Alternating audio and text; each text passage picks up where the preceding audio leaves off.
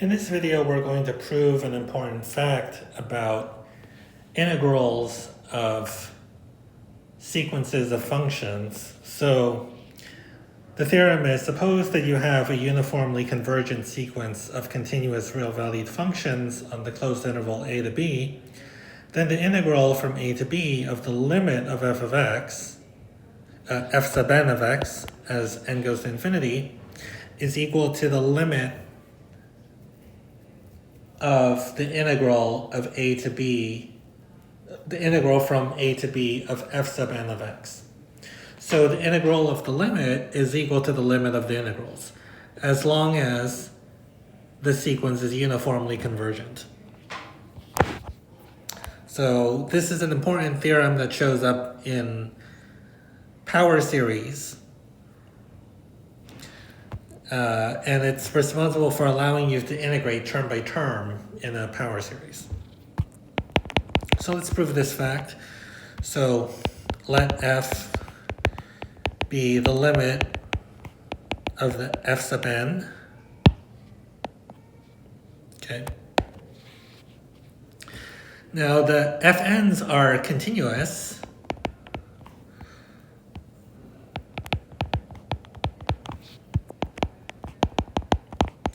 And the convergence is uniform.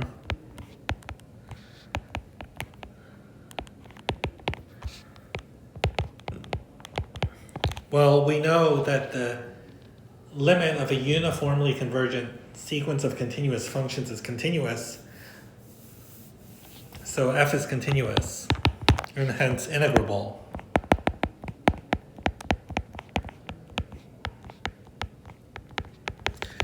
So the integral of f from a to b exists. So this thing on the left, now that we have our notation little f, we're trying to show that the integral from a to b of f of x is this limit of the integrals of the f sub n's. So how do we prove this? Well, let epsilon be greater than 0. Then we'll show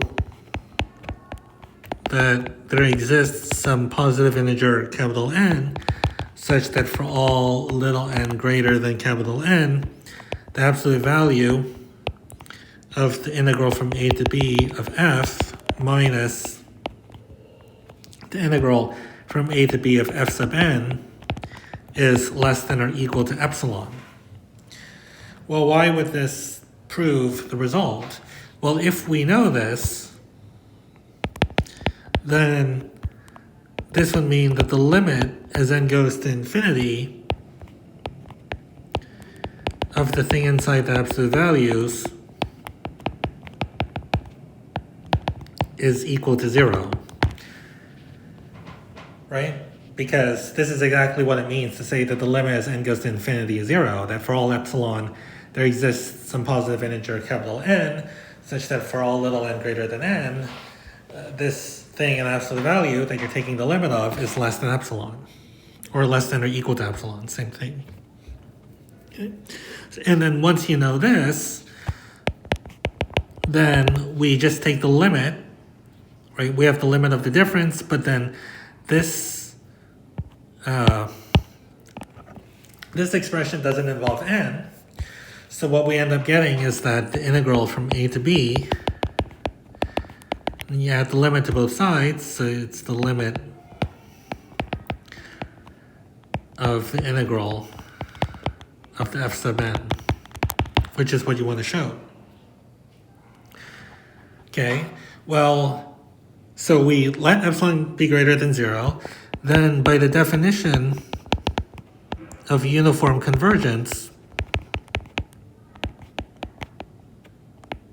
okay, what does it mean for the sequence to converge uniformly? We know that there's some positive integer n such that for all n greater than capital N and for all x in the interval from a to b, we have that the distance between f of x and f sub n of x is less than epsilon, but we can choose it to be epsilon over b minus a. Okay. Now why did we do that? So then we get that negative epsilon over b minus a is less than or equal to, or less than f of x minus f sub n of x, which is less than epsilon over b minus a. And now we integrate each side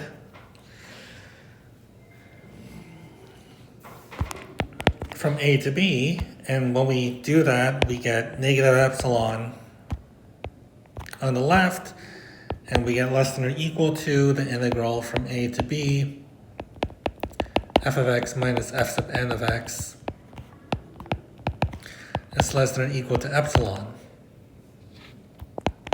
Well, what does that mean? That means that the absolute value of the integral of f minus the integral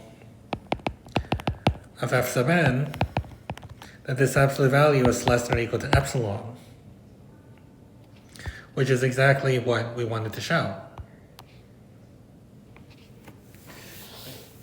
So we use the same capital N. This capital N here that we're trying to show the existence of, we just take to be the same capital N that comes from the definition of uniform convergence. Okay, so that's the proof of the theorem.